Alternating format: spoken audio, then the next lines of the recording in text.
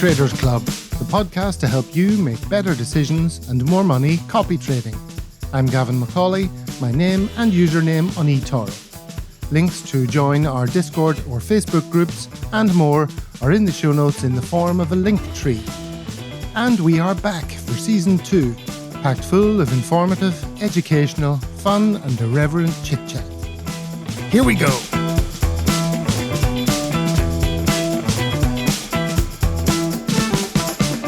Episode 1, and the conversations start next week because today is just about catching up with you on what has been going on and what is to come.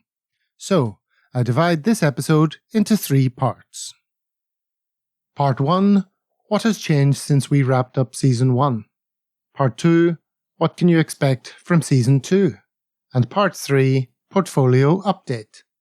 So Part 1, what has changed since we wrapped up Season 1? Well, you have already noticed a couple of things with the Patreon pre-roll and the new theme music. And we'll get on to those later, but generally speaking, I'm just kind of upping my game in terms of presentation. That started with the podcast artwork. There were a couple of reasons I needed to change the original artwork. Firstly, the wording was too small and illegible when reduced to a small thumbnail on someone's phone. And being able to read the name of the podcast is pretty important. Secondly, I took the advice of the experts who kind of laugh at podcast art that includes microphones and headphones on it. It's very old school, apparently, and just not necessary these days. They liken it to movies, putting reels of film over their poster art. Everyone knows it's a movie, just like everyone will know on the podcast apps that you're a podcast. So I think the new one does the job. I've also got a whole bunch of new YouTube thumbnails, episode art. You may have noticed that on the YouTube channel. It now looks much more like a YouTube channel, with each episode having unique artwork featuring a picture of the guest and their name. Check it out. I'll also be using that episode art in the form of visual sound bites for social media release. That's where you put out on Twitter or Facebook little, perhaps 1 minute, 30-second segments of the interview by way of giving people a tidbit of the episode when you launch it. I'm also going to be using imagery more in my eToro activity, where I comment on points that copiers make or questions that they ask, because I often repeat the same points and it looks a bit more interesting than just text. So you might see me on eToro threads posting a response in the form of a JPEG with an image and relevant wording.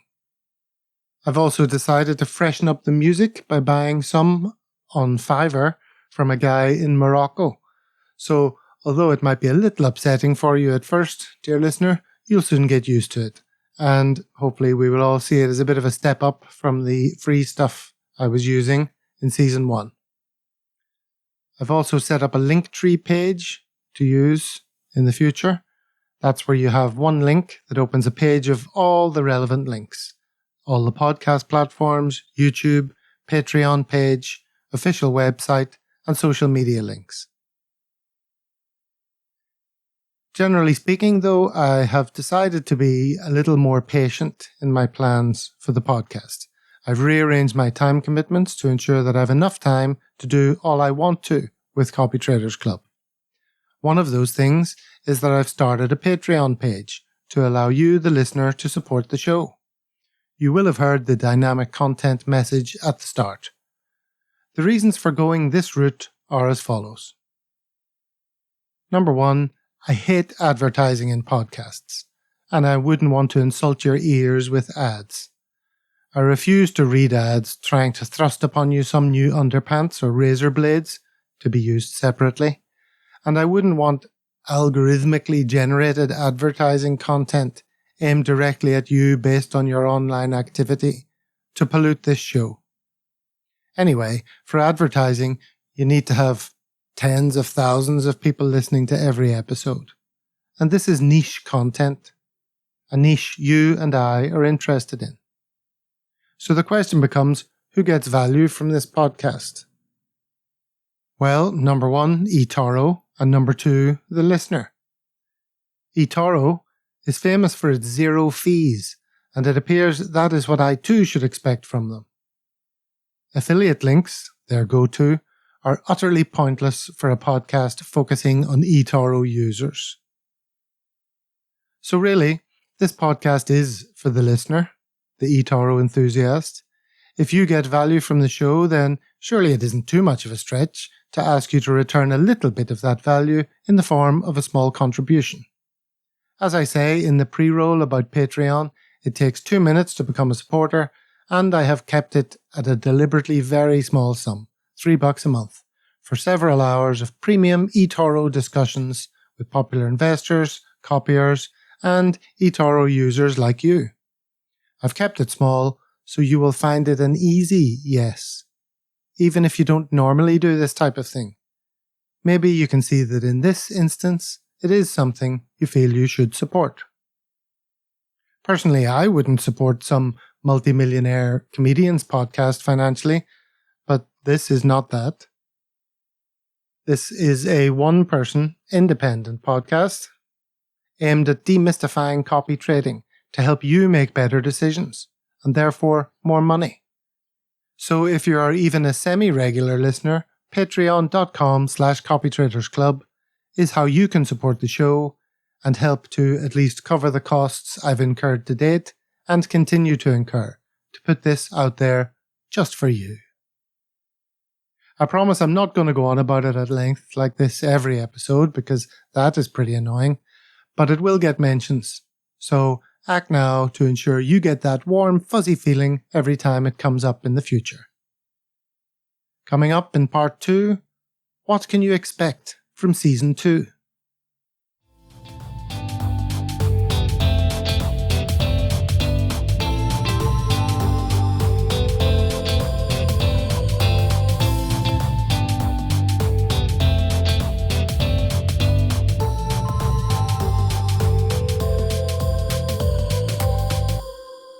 Part 2. What can you expect from Season 2?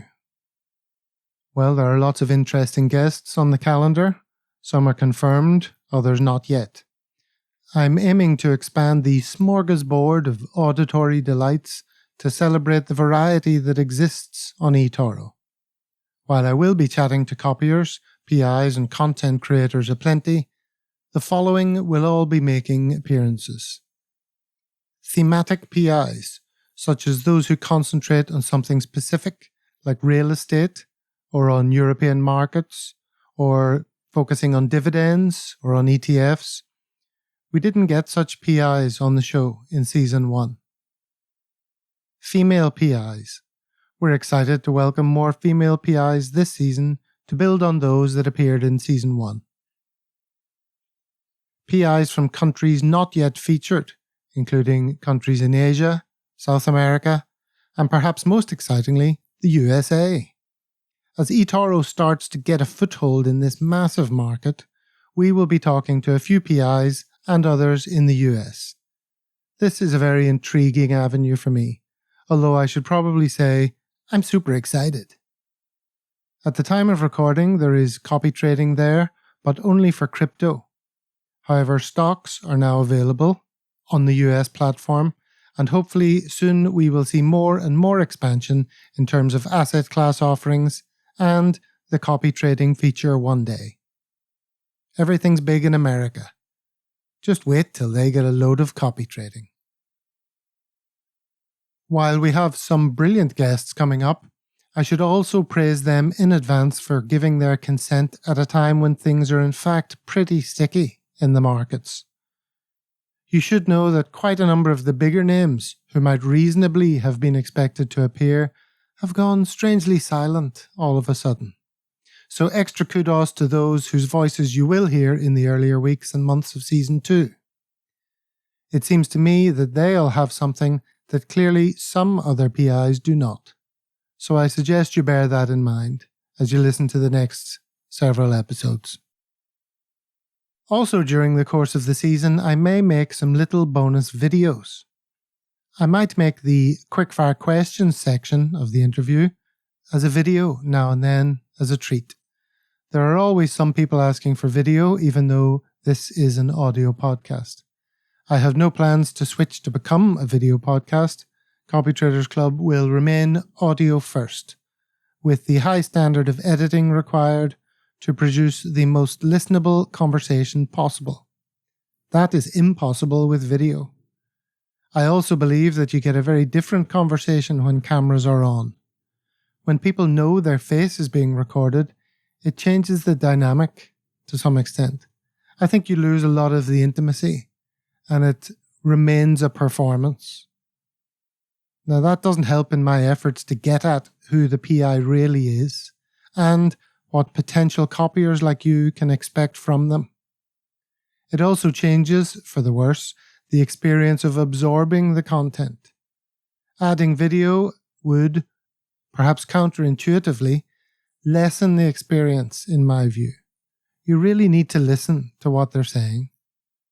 So audio first is an important element in quality control as far as I'm concerned. My use of YouTube will be as a means of supporting the audio podcast in different ways.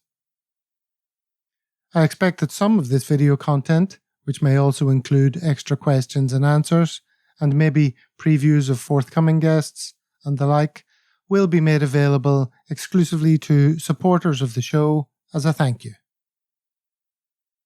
Coming up in part 3, Portfolio Update.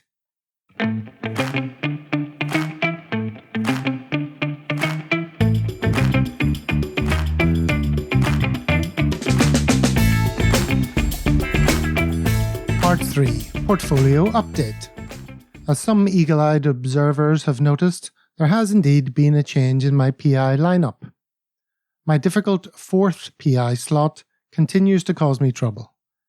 This time it is for reasons of principle that I've decided to cut loose Lizzie Apokaya.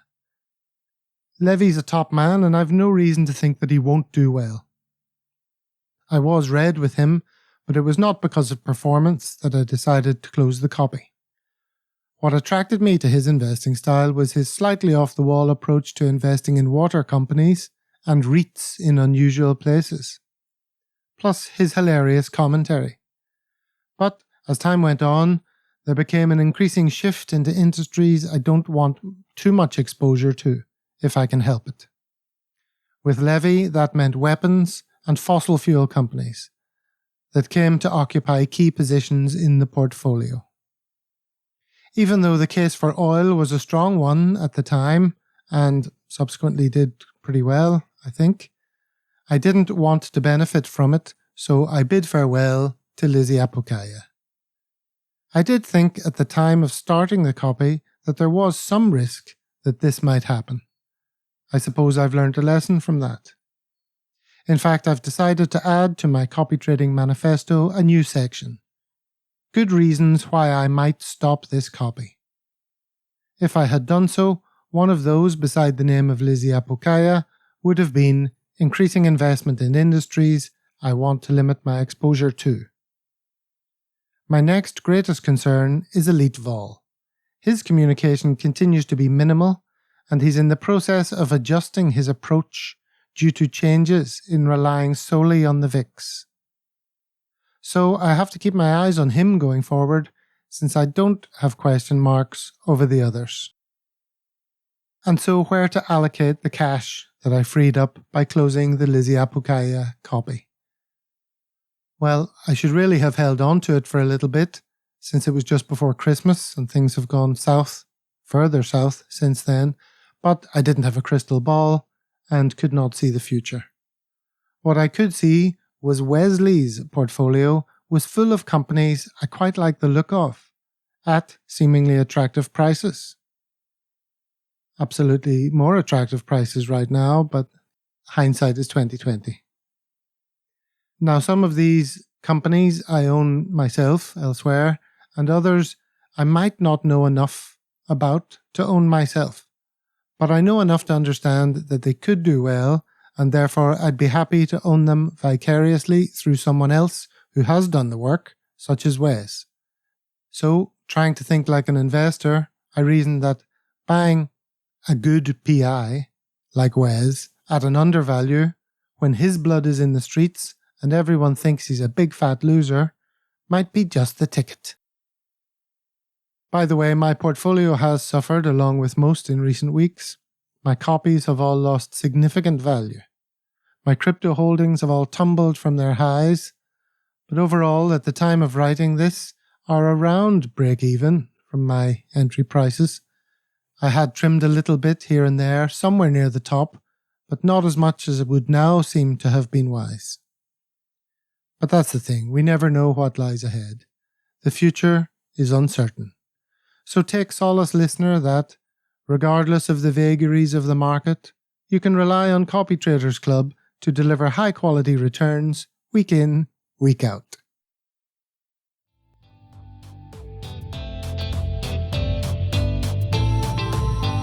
That's all from me. See you in Discord or Facebook. All links you might need, including the Patreon link, are in the link tree in the show notes. Thanks for listening. Thanks for your support. Until next time we meet at Copytraders Club, I wish you many happy returns.